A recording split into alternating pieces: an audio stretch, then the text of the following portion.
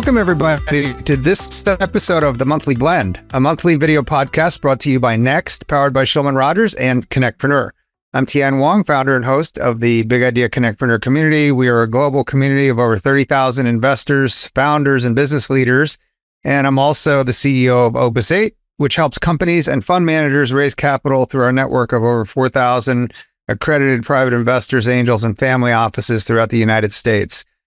And along with my co-host, Anthony Millen, who is the founder and chair of Next, powered by Shulman Rogers, we are pleased to bring you this monthly video podcast, which covers trends, information, as well as fascinating interviews with game changers and newsmakers here in the Washington, D.C., Baltimore Metroplex. And Anthony and I started this podcast about 2.5 years ago as a way to increase awareness of all the cool and innovative happenings in our region, to break down silos, and to serve as a mechanism to do our part to help bring the region together and help foster innovation and entrepreneurship here. And today we're really psyched to have a conversation with 4 major leaders in the Baltimore technology communities and their leading entrepreneurs and investors in the region.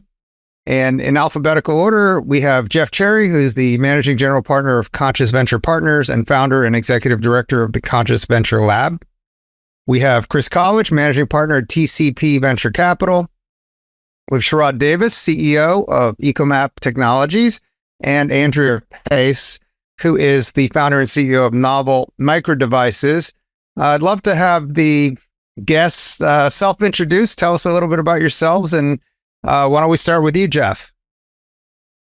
Well, thanks, Tian. It's good to see you.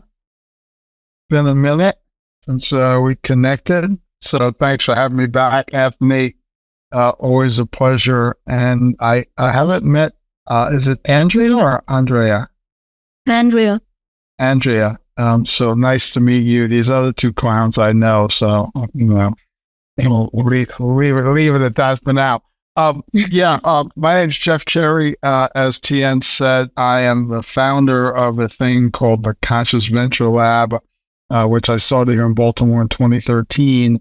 That is an accelerator, a startup accelerator program, which is now housed under a new not-for-profit we just created called the Novella Center for Entrepreneurship. And the role of that organization is to help build thriving entrepreneurship ecosystems and solve problems that those ecosystems may face with respect to economic and social equity in emerging cities and under-resourced communities around the country. And connected to that, we have a venture capital fund. We launched the first fund in 2018. We're just in the midst of closing our second fund, Conscious Venture Partners, which invests in startups that come out of that program and in other startups as well. We're usually the first or nearly the first professional money in the companies that we invest in, so very, very early stage. We're investing in ideas that we think are breaking down barriers to access in society. We're investing in founders that want to think differently about the purpose of business in society. So this idea of stakeholder capitalism. And we think we do a better job of getting into those communities, underrepresented, under-resourced communities. So finding founders anywhere, no matter, who they are, no matter what they look like, we're finding ideas that other people are ignoring for all the wrong reasons. So that's a little bit about us. Thanks for having me, Tian. Thanks, Jeff. Yeah. How are you, Chris? Welcome. Welcome. Thank you for having me. Appreciate the opportunity. So I'm Chris College with TCP Venture Capital. We're probably best known for managing the Propel Baltimore series of funds. The Propel Baltimore funds invest in companies that will headquarter in Baltimore City. So we're doing that to try to create both jobs and businesses in Baltimore City. We look at all types of technology companies, except for ones that require FDA approval. So everything from enterprise software to manufacturing, as long as it's got a technology bent. It's a real focus on the Baltimore City environment. We've been doing it now since 2011, so we're on our 4th fund. And we've invested in over 60 companies in the Baltimore ecosystem during that time and currently have 16 active portfolio companies. So maybe with that, I'll pass it on. Terrific. Thank you so much, Chris. And Sherrod, Welcome. Yeah, thanks. Thanks to you. And good to see you, Anthony, Jeff, Chris. Always a pleasure. Andrea, nice to meet you. Sherrod Davis, one of the co-founders and the CEO at EcoMap Technologies. We deliver ecosystem intelligence to institutions like universities, nonprofits, industry associations, and local state government to help them better engage and understand their ecosystems to drive critical outcomes for their businesses, their organizations, and their communities. We're a team based in Baltimore, Maryland. Proud to say 50% women, 50% people of color. We work in over 80 ecosystems in 6 countries around the world. And I'm more than happy to dive into what we mean when we say ecosystems. But at base, we're a data and AI company that helps folks to better understand the ecosystems and the assets within those ecosystems around them to maximize their outcomes. Terrific. Thank you so much, Sherrod. And last but not least, we have Andrea Pais. Andrea, welcome. Thank you, Tian. Thank you, Anthony. And Jeff, we're actually right next door, so we should meet in person at some point at least. But hi, everyone. My name is Andrea Pais. We're at the City Garage Science and Technology Center. Okay. Yeah. So, yeah, I'm the founder, CEO of Novel Micro Devices. My background is electrical engineering. So I'm an electrical engineer by training, but all of my research and my work experience has been with biosensors and medical device product development. I founded Novel Micro Devices after identifying a significant innovation opportunity to provide rapid, accurate, affordable, and simple diagnostic tests to enable results at the point of care and immediate treatment. And we've been in Baltimore since 2017 at different locations, right from the Columbus Center, the Harbor Launch Incubator, to City Garage right now, which is in Port Covington. Our product is a next-generation portable point-of-care disease testing platform that can deliver confirmatory lab-level PCR results in under 15 minutes anywhere. And currently, these sensitive PCR tests are sent out to labs, and that process takes days for results. It requires expensive infrastructure, skilled personnel, and equipment to run those tests. And then the rapid antigen tests that everyone's familiar with through COVID, they are not very accurate, and they still require that confirmatory lab test. So our product is this very portable lab that's cloud connected, and it uses disposable cartridges to run those PCR tests in non-laboratory settings. And those settings can be a clinic or a site at which the patient is located, even a patient's home, for example. And we're a game changer in this diagnostics industry, which is a $40 billion infectious disease diagnostics market. The tests that we're focusing on in the near term are for respiratory diseases. That's flu A, flu B, RSV, and COVID-19 from a single nasal swab sample. And we plan to execute a controlled launch of this test in 2024. And the next product in our pipeline is for STDs, chlamydia, gonorrhea, and antibiotic-resistant gonorrhea. And that planned controlled release is in 2025. With regards to funding, our company has been funded with almost $17 million to date, and close to $8 million of that has been through non-dilutive funding from several grants from the NIH, SBIR Phase 1, Phase 2, and we're currently funded by NIH, the RADx program, which is a rapid acceleration of diagnostics. Wow. Thank you, Andrea, and congrats on your success and progress so far. Now I'd love to turn things over to my co-host, Anthony Milland, who is a serial entrepreneur, venture capitalist, and one of the nation's leading startup attorneys. Anthony is the founder and chair of Next, powered by Shulman Rogers. And Next is disrupting the way legal services are being delivered with a unique fixed price structure. It allows for exceptional legal advice at a cost which startups can manage and budget for. And in the last 2 years, Next has been recognized by Legal Week as well as American Lawyer for a variety of different awards, including Startup Emerging Law Firm of the Year and Most Innovative Law Firm Award. And just last month, congratulations, Anthony, but you saw you guys received the Legal Week Leaders in Tech Award for Best Law Firm for enabling startup success, beating out some household, gigantic, big law names. So congrats on that, and take it away. Great. Thank you, Tian. Great to have everybody here today. And we're very excited to dig in and help our listeners understand much more, in particular around Baltimore startup ecosystem. And that's where I'd like to start today from both an investors and founders. We've got kind of both perspectives covered on today's show. How would you describe the Baltimore ecosystem kind of today versus 4 or 5 years ago, for instance? And maybe, Chris, we could start with you. Sure. Thank you, Anthony. I would say that it keeps evolving.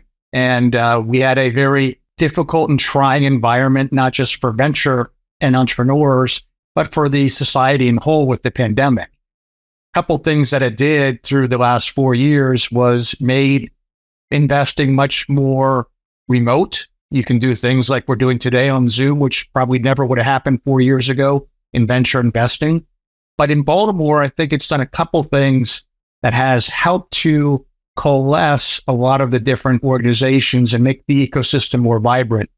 We've got more venture funds, organizations like Conscious Venture Labs and Squadra and Early Light Ventures and New and Old Dominion, and some of the other venture firms or firms like Old Line Capital. All have kind of started to evolve and grow within the last couple of years in the Baltimore ecosystem. So I think we're seeing more investors. I think we're seeing more organizations like Penco putting out more money in the last 4 years than they probably put out in probably the 10 years before that. You're also seeing, I would think, more organizations like Upsurge trying to coalesce the ecosystem and get more organizations working together. So, Nat, I think it's a much better, stronger ecosystem than it was 4 years ago, even with some of the challenges that we all went through during the pandemic.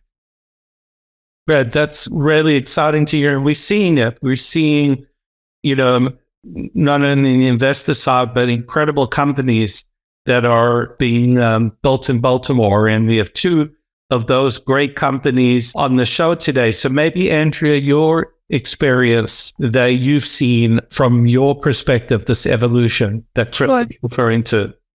Yeah, I mean, our company has always been based in Baltimore. In 2017, we were at the Harbor Launch Incubator at Columbus Center, and then from there, we moved to a launch port. And I can speak from the perspective of a medtech founder. And I would say that a good example of a recent addition to Baltimore's medtech startup ecosystem is Launchport. Launchport is a medical device manufacturing accelerator that's located in Baltimore at the Port Covington area in City Garage. And I think it's a great asset for early-stage medtech companies. It offers a collaborative hub for manufacturing and medtech acceleration, provides startups like our company the opportunity to share space within a seasoned regulated medical device manufacturing facility. And then encompassing all that is access to infrastructure networks with the state and venture funding. And Bob Story, who manages Launchport, is a great advisor and mentor as well. So we're currently residents at Launchport, and we also moved our R&D labs from the other side of Baltimore, which was at the Holabird Business Park, to City Garage. So we currently have all our facilities under the same roof. And I think things like Launchport are, very important for the Baltimore's ecosystem and enabling startups to grow and thrive in this area. Wonderful. I've had the opportunity to tour that facility, and it really is very, very impressive. Sherrod, what have you found? I think from my perspective, Anthony, the connectivity is just much stronger. I think with the emergence of an organization like Upsurge and some of the other players that have been around for a long time, and I think we see this play out in the convening and the collaboration behind the Baltimore Tech Hubs bid with the EDA, right? Like that's just one example of all of these folks coming together in meaningful ways to drive towards positive outcomes and progress for Baltimore. I think Chris is right in that there are seemingly more investors, right? I don't know what the exact percentage is, but most of our investors are in Maryland, And so that's really meaningful for us because we want to build this company in Baltimore. That's really important to us. And another thing that Chris alluded to was sort of the emergence of remote environment. We're actually hybrid at Ecomap, which is maybe unique for our stage, maybe unique in technology startups, but it's really been important for the culture that we've built here because we want to win for ourselves. We want to win for Baltimore as well, right? We think it's really important that the world sees a company like ours be successful coming out of Baltimore. And so just the wraparound support that we've gotten from this ecosystem has been really meaningful to our progress and our growth to date. And another great example of the impact of that kind of support. Jeff, you could probably extend even a longer view than just the last 4 or 5 years. As you said, you've been in Baltimore for over a decade. What are, from your perspective, some of the things that you've seen in this evolution over time? Well, look, I think that both Chris and Sherrod hit on a couple of points that I think are really important, right? It's this connectivity that's happening in the ecosystem. And because of that connectivity, I think lots of things have happened, right? I think upsurge, for which both have mentioned, I actually think that it's the emergence of upsurge is because of the increased connectivity. It's not the thing that's driving that. I mean, it's obviously putting a fire under that, but people were already coming together and trying to figure out new ways to come together. And because of that, it made it the perfect time for something like upsurge to emerge, right? When Jamie and Mike Hankin and Christine Ryland, some of us first started thinking about that, it made it the perfect time for that to emerge. So I think that this coalescence, as Chris talked about, has been happening or starting to come together for a while. When I first got here, and I think TN, you and I have talked about this on a number of occasions, when I first got here in 2013, it wasn't an ecosystem really, it was a collection of assets, right? People doing their own thing and not really that connected, and not being familiar, knowing a lot of people. I sort of had to try to get out and meet people, right? That's how I met Chris, just sort of getting out and see what was going on, because I needed to do that in order to be successful. So I think that started to happen. I think the other thing that's really interesting to me is something that Sherrod just said. I want to be successful, not in Baltimore, but also for Baltimore. And that's interesting to me because I think that there is a story versus a reality here. There is a perception and there's a reality. We've all heard this. When I first came to Baltimore, people would say, well, where'd you move to? I left New York City. Where'd you move to? I moved to Baltimore. First of all, they were like, really? Baltimore? And they're like, that would be the first reaction. And the second reaction was, oh, I've seen The Wire, right? So there's a perception and a story about what's happening in Baltimore. And, I had this Twitter or X hashtag I was using, unwire Baltimore, because there's a lot more happening here than meets the eye. I think the story is way better than the perception. And I think that that's why it's important, as Sherrod said, for companies to be successful for Baltimore. I talk to people all the time about, and there's this perception of everything's horrible in Baltimore. There's too much crime. Everything's bad. And that's just not the truth. It's just not the reality on the ground. Like any other city, Baltimore has its challenges, right? But the reality is much more nuanced and actually much more positive about what's happening, particularly in the startup innovation ecosystem here. So it's really interesting to me, again, being from a much larger city, it's also interesting to me about how much, how you can get things done in a more, unique environment like this where you can meet almost everyone you need to meet. So that's another great thing, I think, about where we are today. We were having this discussion with some founders not too long ago that basically, if you come to Baltimore and you want to start a business, you want to start a company, you want to get into the tech ecosystem, anyone you want to talk to is 1 or 2 phone calls away, and you can meet them, right? We're all going to take your call, right? Chris and I have been on for a couple of phone calls recently with a founder that he's invested in But, everybody knows that if they don't know me, but they know Chris or Sherrod, and they go to Chris or Sherrod and say, hey, I need to have a conversation with Jeff Cherry, that the one or two of them are going to call me and I'm going to take that call. Right.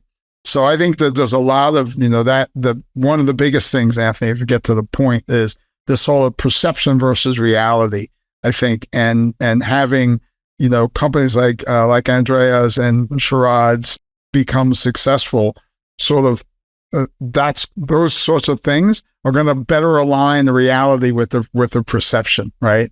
Because there's a lot of great things happening here on the ground. As I said before, I've really seen so many great companies and met a lot of, of the great investors, and your organizations that are providing this connectivity is great to see, and not just great for Baltimore, it's great for the region as well. I think we're going to now try to learn a little bit more about each of your organizations individually, and I'm going to hand it back to Tian. Okay. Thank you so much, Anthony. Well, we talked about everybody wanting to change perception and improve the reality of the situation in Baltimore, and you guys are all playing a huge role in that. There's always that kind of big issue, which is talent, right?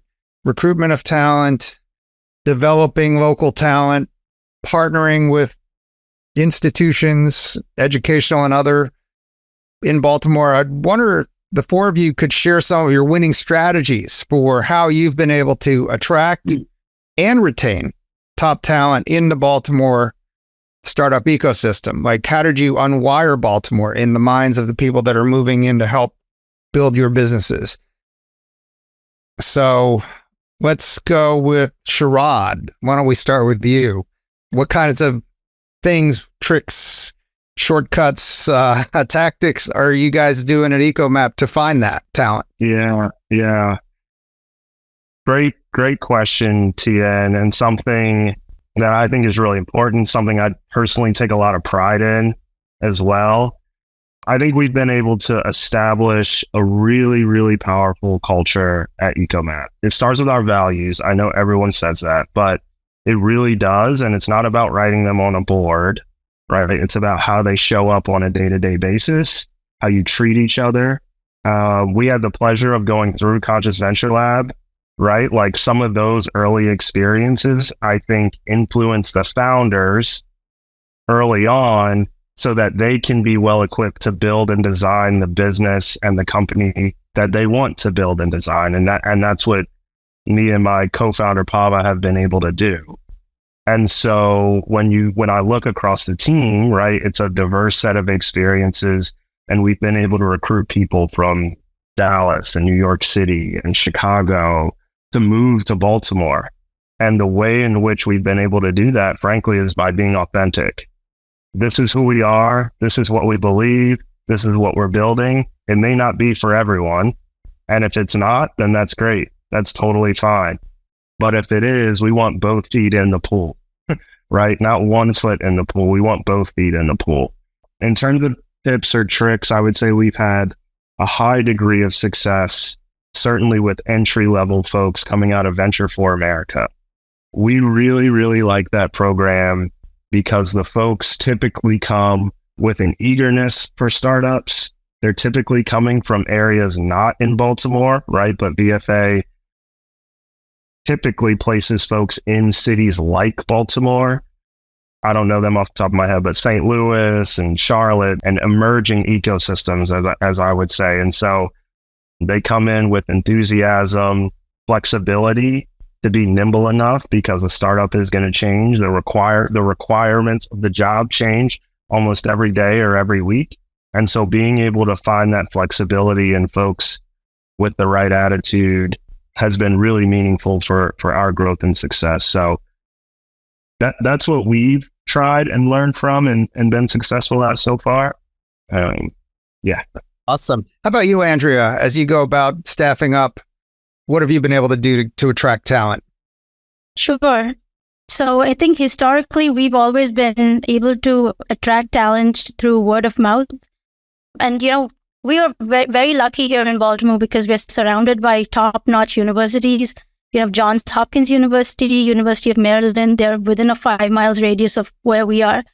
And for us as a company, we have been successful leveraging the internship programs at those universities to attract talent and retain good talent from, for our technical team.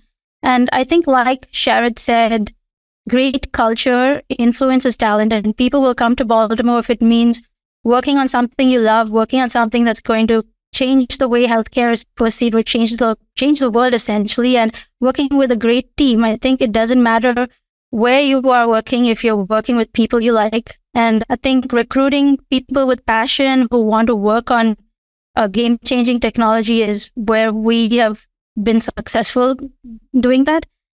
And yes, that's basically it from Novel's perspective. That's great. Jeff, are you seeing this with the Contra Venture Lab graduates, that because they're so mission oriented, that is a real attraction for people to come to Baltimore to work for them? Yeah, for sure. Right. I think that it's sort of like Sherrod says, it doesn't have to be for everyone, but if it is for you, you got to be all in. Right. And, from our perspective, you've heard this twice about culture and all those sort of things, but me, Tien, you know me for a long time. That's one of the things that I believe in more than anything. The culture of the organization is really a differentiating perspective or differentiating tool you have to use. I was going to say that if you're in a war for talent and the only weapon you have is pay, you've already lost, right? Because people want to work with people that they know and they like. They want to work with things that they're passionate about. They want to work in certain ways. They want some level of autonomy, right? And all of these things are getting those culture, getting that culture right, getting people engaged. It accrues to the bottom line, right? We all want discretionary effort from our employees. We want them to get up and work harder than we can pay them for, no matter what we pay them, right? We pay LeBron $300 million a year. We still want them to work harder. So we want people to get up in the morning and be excited and come to work. So I do think that, having this, group of companies that come out of our program who put a premium on that idea of, building magnetic cultures will get people to want to be here, right? I mean, that's one of the things that we have to do. So I do see that definitely as a differentiating, sort of theme, if you would say. Yeah, no, that's fantastic. Chris, anything to add on that? I'll try to add a different view on the same topic, which is we try to be authentically good partners. We're trying to attract companies from around the Mid-Atlantic to move to Baltimore. And our best pitch for doing that is talk to all the portfolio companies we've worked with over the last 10 years, talk to the CEOs. They're all in the same spot. They've all been here. So if we're not good partners, it would not be a secret for very long. We attract them and we attract companies and their employees by being good partners, by being authentic about it, and really trying to help companies be better, grow faster, do better things in Baltimore City. And then on the flip side, when we're trying to attract employees into our portfolio companies, we try to make sure that we're always helping with the resources that we have. And we keep a bench of both experts and recruiters that we make available to all of our portfolio companies. So if one of our portfolio companies needs some IT help, we have 4 or 5 different people that we can refer them to and get that help that they need. So I think it's a little bit of both. Yeah, no, it's great that you guys are not just investing capital, but you're really doing some serious ecosystem building, So kudos to you guys there. I know just to emphasize, I think it's also worth noting that it's not only us, right? That everyone's got a sort of stake in this, right? You think about where Andrea sits, in Port Covington, the Baltimore Peninsula.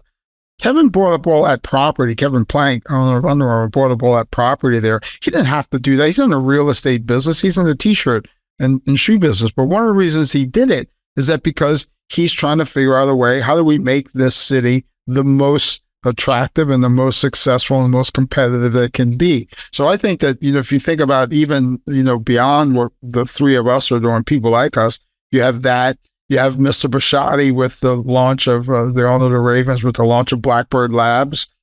And before Blackbird Labs, what he was doing more quietly was going around the country and investing in some of the largest, health-focused venture capital funds and inviting them to come to Baltimore. So I think it's a theme about what's happening. It is a theme. You guys have a ton of civic pride. David Rubenstein, who's a native Baltimore son, he just bought the Orioles, who are doing great. So that's all going to be good. I think he'll be a big LP in both TCP and Conscious. So good luck with he's in the P business. Yeah. Exactly. Business really well. We have a couple quick little lightning round questions for you guys. If you guys had to pick one game-changing accomplishment for this year, for 2024, what would that be? Andrea? For our company, I think one of the key milestones that we want to achieve and are slated to achieve for 2024 is implementing our GMP pilot manufacturing capabilities right here in Baltimore City for both our instruments and our cartridges, and then preparing for our FDA 510K enabling clinical studies. Got it. Those are huge, and you're going to see a big bump up in valuation when you hit those metrics. That's right. Sure. How about you guys? Yeah, thanks, Dia. And we'll go out to raise a Series A at some point this year. So closing that will be an important milestone for us. I think on the customer front, want to expand internationally, get to 10 international countries, and hoping to be in at least 40 states by the end of the year as well. Congrats. 40. Wow. That's awesome. Chris, how about TCP? You guys have one kind of big goal you're going for? We've historically invested in about 4 companies per year. We've already done 2 this year in 2024. So I think I'd like to shoot for maybe 6 or more. Oh, wow. Very nice. That would be a big accomplishment for us. That's awesome. Jeff, how about you? So I want someone to come and offer Sherrod $500 million to buy EcoMap. That would be good for me personally. And for Chris as well. No, but in all seriousness, I think that the ecosystem, selfishly, that would be great if it was one of our companies. But the ecosystem could use a big, well-publicized exit, right? I mean, we've had some LPs come to us who are very interested in what we're doing. We were thinking about launching Fund 3, but we have to go through the whole cycle, I think, before we can do it in a credible way. And the cycle for us means, can we get a liquidity event from one of our companies? We've had investors, potential LPs, come to us say that needs to happen. But I think it would be great, not only for us, but also great for the ecosystem, right? So it could, one of our companies or someone that we know well and like. Got it. Yeah, I have a couple questions for each panelist. For Chris and for Jeff, Chris, you're going to increase your output 50% this year. In terms of like a sweet spot, an ideal company you want to invest in for our listeners, is there a ideal avatar company that you would, and this is for both of you guys, for Jeff also, what would that be? What would that look like?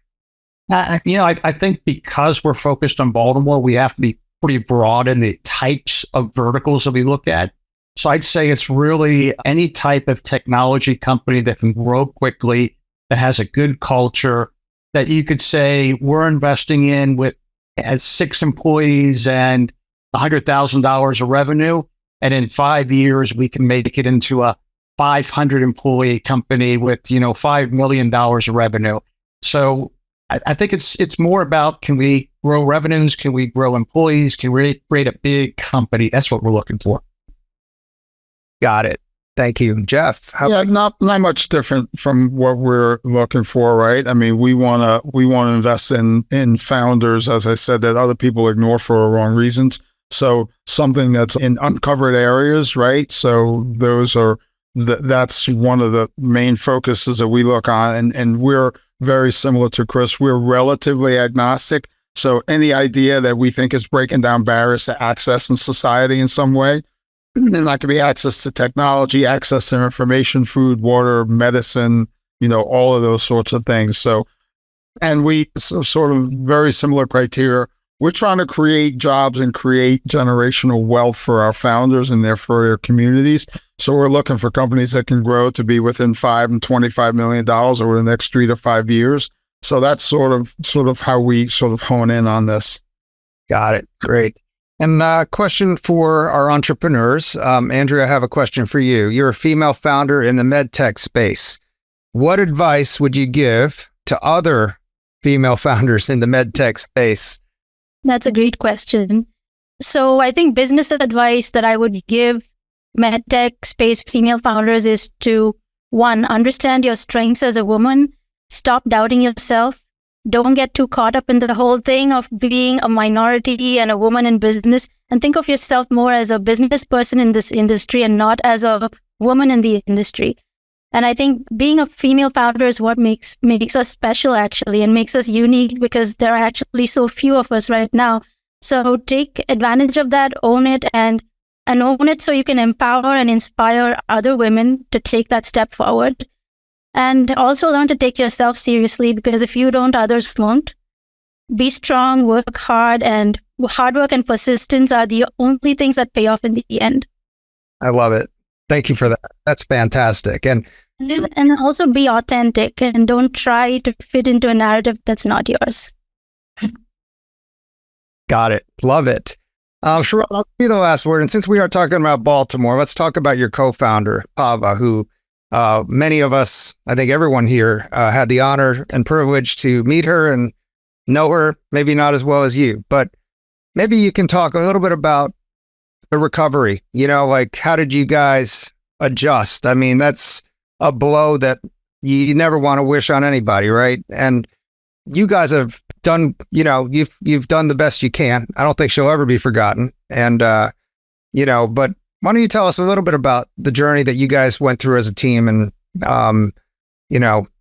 what you guys are going forward? I've seen some of the press releases that came out recently that there's the Governor Moore is now funding some awards and honors in her name. But if you don't mind sharing, that might be a good winner episode. Yeah. Yeah. I'm happy to end, because this is our testimony now, right? So it's not about recovery. I don't think we'll ever recover, but it's about responding. And what are you going to do in response, right? We could have, shut the doors and packed up, but instead this team, I think, has just been nothing but resilient.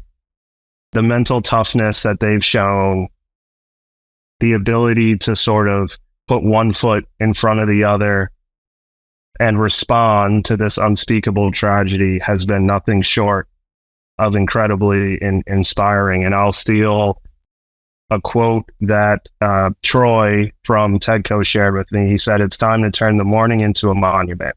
And that's what we're doing, right? That's what we're doing down in Annapolis. That's what my job is here now at EcoMap with this team, is to ensure that Pava's vision comes to life in the best way that it can. And so people talk about being mission oriented, and they talk about having a strong culture. Those words mean something different to me and to this team now.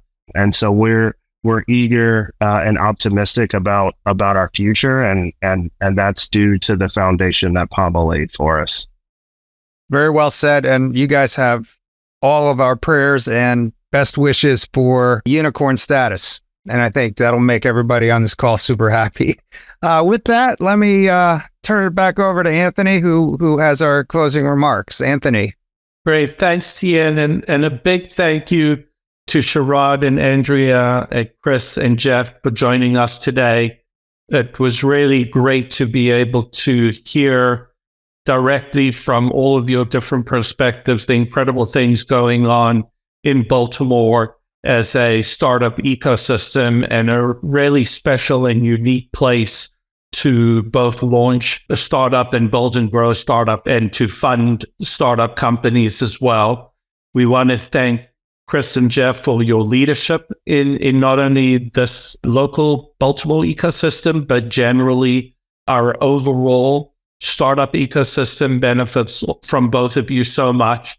And Andrew and Sherrod, you guys are both so inspirational, and you're both building really unique companies that Andrea, when she talked about people wanting to join and work with you, tied to changing the world and doing things that really make this a better place for so many people. And so thank you both for all the work you do and for being an inspiration to future founders. And again, thank you so much for being on the show today.